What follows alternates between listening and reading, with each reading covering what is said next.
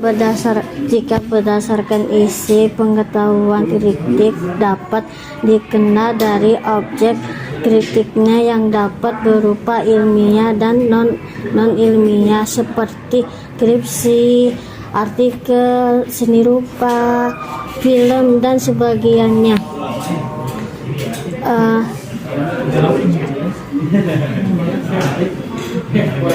Sedangkan esai berupa fenomena atau bisa juga objek kajian yang membentukkan yang opini tersebut. Lalu untuk analisisnya keduanya bisa digunakan data bersifat objektif. Namun untuk esai data tersebut bisa tidak digunakan tergantung jenis esai yang sedang dibahas. Selanjutnya dari segi sudut pandang penulis, kritik harus ditulis berdasarkan teori dan kajian data yang sudah ada. Beda halnya dengan esai yang penulisnya masih dipengaruhi oleh opini. Ciri-ciri kritik itu ada 5. Yang pertama, kritik dapat dikenal dari komentar tentang karya orang lain. Yang kedua, kritik dapat disampaikan berupa tanggapan positif dan negatif yang tujuannya untuk memperbaiki. Yang ketiga, menjadi penghubung agar pembaca dapat memahami rangkaian cerita. Yang keempat, dalam penyampaiannya bersifat objektif ataupun berorientasi ekspresif jika diperlukan. Yang kelima, tidak bersifat personal. 1. Esai ditulis dalam bentuk karangan. 2. Memiliki gaya bahasa dan penulisan yang berbeda. 3. Dipengaruhi oleh pendapat pribadi. 4. Esai dapat ditulis berdasarkan topik yang menarik, baik dari segi objek maupun subjek. 5. Tulisan esai bisa bersifat formal dan informal.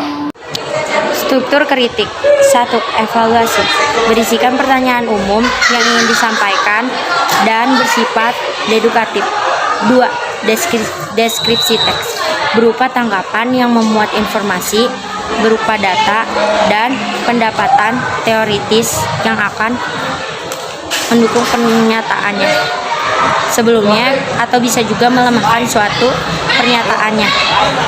3. Penegasan ulang. Struktur kritik ini bisa disebut juga sebagai kesimpulan yang mengulang kembali pernyataannya dari deskripsi teks sebelumnya. Biasanya isi kalimat yang diulang adalah tanggapan kritis yang sudah diputuskan sebagai poin utamanya. Struktur dan bagian-bagian esai terdapat dalam 3 jenis, yaitu 1. Pendahuluan. Paragraf pendahuluan atau pembuka biasanya berisikan topik umum yang menceritakan latar belakang dan informasi singkat atau pokok. Biasanya menulis bagian pembukaan harus semenarik mungkin. 2. Isi. Paragraf isi fokus pada uraian masalah pada topik utama, mulai dari mencukupkan pelogisan suatu ide pokok. Penutup.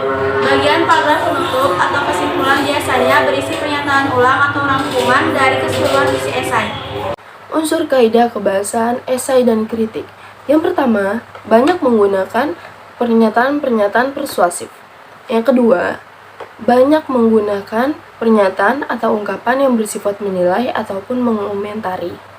Yang ketiga, banyak menggunakan istilah teknis berkaitan dengan topik yang dibahas.